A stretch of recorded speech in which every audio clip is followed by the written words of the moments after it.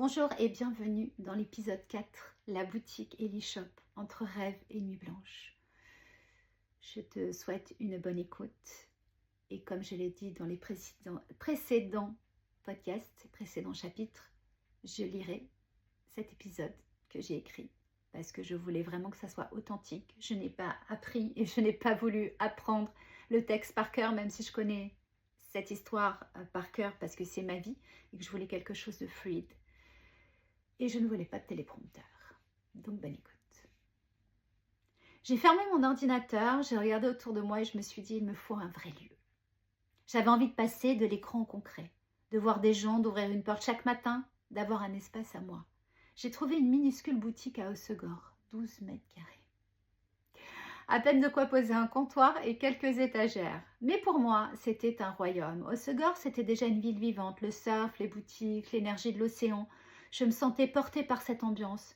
J'ai aménagé le lieu avec ce que j'avais. Des objets de déco, des accessoires. Je voulais que ce soit accueillant, chaleureux, élégant mais accessible. J'ouvrais le matin avec fierté. Je nettoyais les vitres. J'attendais mes premiers clients. Mais très vite, la réalité m'a rattrapée. Les loyers étaient exorbitants. Le chiffre d'affaires, lui, ne suivait pas. Et avec un bébé à la maison, et souvent avec moi à la boutique, les allers-retours étaient épuisants.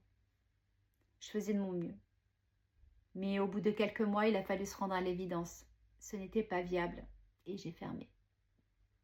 Fermer, ce n'était pas renoncer. C'était pivoter. Je me suis dit, je ne veux pas vendre ici, je vendrai en ligne. À l'époque, l'e-commerce commençait à peine à émerger. C'était encore fragile, encore balbutiant. Mais je voyais bien que c'était là que les choses se jouaient.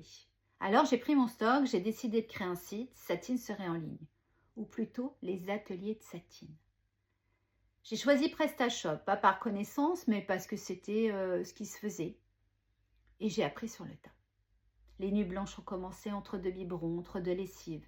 Je me connectais, je créais des fiches produits. Je photographiais mes objets avec les moyens du bord. Pas de lumière pro, pas de matériel, juste moi et ma détermination. Je me souviens de la fatigue, du silence, de la maison, du bruit du clavier. Je me souviens des erreurs techniques, des mises à jour qui cassaient tout. Je me souviens de mes pleurs, parfois devant un écran qui affichait une erreur incompréhensible. Et je me souviens de ma rage de continuer malgré tout.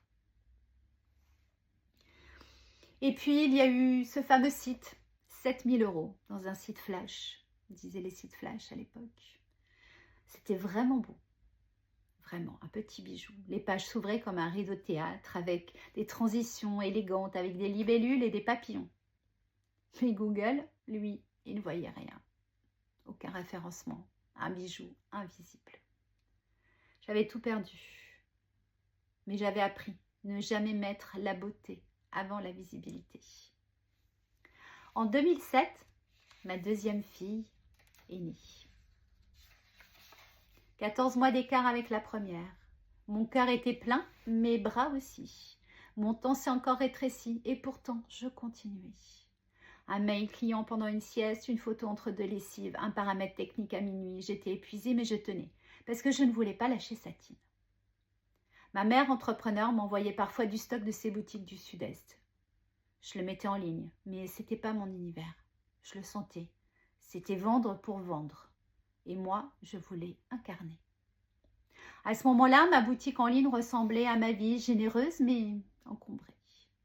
De la déco, du prêt-à-porter, des bijoux, des do-it-yourself, un peu de tout. Mais pas encore une identité claire. Et ça me pesait. Je voulais de la cohérence, je voulais une vraie ligne. Mais je n'y étais pas encore.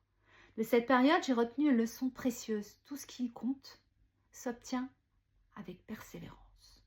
Pas en vitesse, pas en éclat, en persévérant.